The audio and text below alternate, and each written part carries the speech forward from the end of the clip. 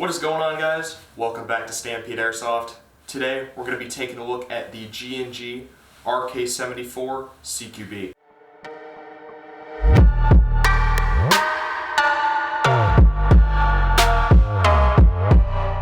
The RK74 from G&G Armament is one of the few AKs that G&G makes. Most people know them for their M4s and their combat machine lineup, but haven't seen too much by way of AKs from them. But the few AKs they do have are quite diverse in look. They have full wood AKs, polymer AKs, and super tactical AKs like the RK74 right here. Just like most quality AKs, this one is made out of full metal, except from the obvious parts like this flash hider, the pistol grip, and the stock back here. Going from tip to butt on this gun, we have our orange tip up here, which is just a small amount of orange paint on the front of this big amplifier. This amplifier is quite loud, which you will see later in our chrono video, but it is quite obnoxious and will definitely get people's attention on the field. Moving back, we have this small key mod handguard right here, allowing you to attach any sort of attachments, and on the top and bottom there is standard Picatinny. This is something different from what we see in standard AKs that usually just have a wood or polymer handguard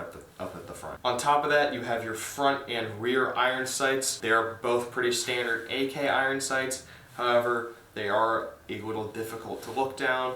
But luckily there is a rail on the top of the dust cover here, making it very easy to mount any sort of optics. Just below that you have your charging handle. It is an ambidextrous charging handle, so it has these pegs on either side, making it very easy to pull back and make any adjustments to your hop-up. You are also able to lock this charging handle back, so you pull it back and slot it into the little slot on your fire selector right there, and it is locked back. It is not going anywhere. With the charging handle locked back, we can see inside of our hop-up window. So this does have a standard version 3 AK style hop-up, which is just the little slider. However, it does have a slightly enhanced little tab for you to get a hold of the hop-up, so it is easier to make adjustments, because usually these are quite stiff, and without something like that, they are quite hard to move back and forth. And then obviously, to send your charging handle forward, you can either just let it go by pulling down on your fire selector, or just pull down the fire selector and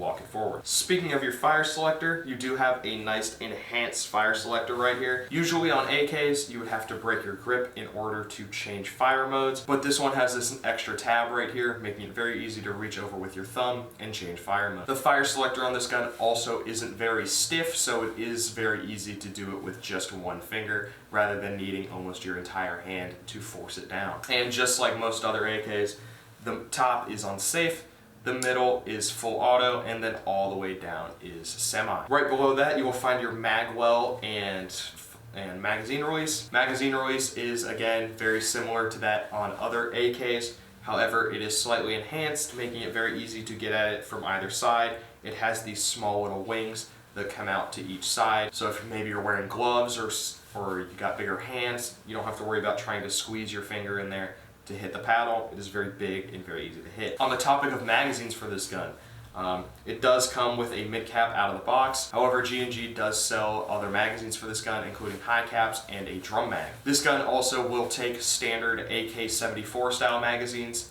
not 47 magazines. There is a difference, so make sure you get the right ones. On top of the gun right here, you have your dust cover, and just like most other AKs, your battery compartment is underneath this dust cover.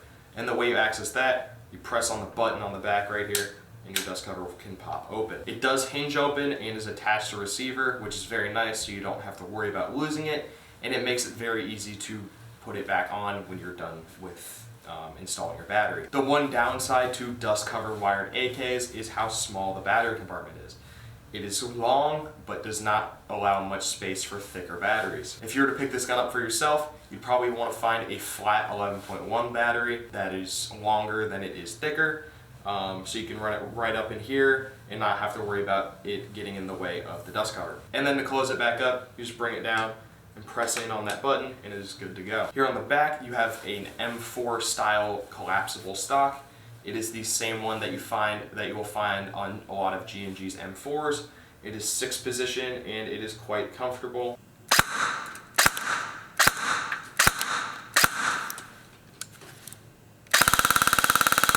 After taking this gun back to the Chronograph, filling the magazine up with some .20 gram BBs, and plugging in an 11.1 Titan Power lithium-ion battery that obviously doesn't fit underneath the dust cover. This gun is cranking out 330 to about 335 FPS, and then on full auto is shooting about 16 rounds per second. That is quite low from what we've seen from G&G recently, but this is an older style gun, an older model from G&G, so they have changed a lot of internals and a lot of their parts out over the years. What is nice, however, is G&G is one of the only companies that includes a MOSFET and electronic trigger unit inside of their AK. What this is going to allow you to do is allow you to run higher voltage batteries, including LiPos and lithium ions, without burning out any of your internals. And that electronic trigger unit is going to give you a nice clicky and snappy trigger response when you're using semi-auto. In my opinion, I personally love this gun. If I were to go for an AK, I would go for the more tactical look. I know it's not really kosher for all you wood fans out there or you AK guys, but it is a very nice AK and it does look pretty sleek. And the ability to mount different attachments on the front and the ability to just mount a scope on the top right out of the box without needing any sort of external parts or an entirely different dust cover is very nice. And if the CQB isn't the look that you're going for, maybe you want something a little bit longer, they do have a longer version available. The barrel length on the CQB here is a 233mm, and then the one on the carbine length, or the longer one, is a 357mm. So obviously that longer barrel length will give you more FPS, which in turn gives you more range and accuracy out of the box. But if you're looking for a small little AK, maybe you're putting together a contractor look, or you just like the look of an AK and maybe you play CQB, or you just like playing up close and personal with people, the G&G RK74 CQB is just for you. Currently, the G&G RK74 CQB is going for $348.95 and is available in-store and online at StampedeAirsoft.com. As always, thank you guys for watching.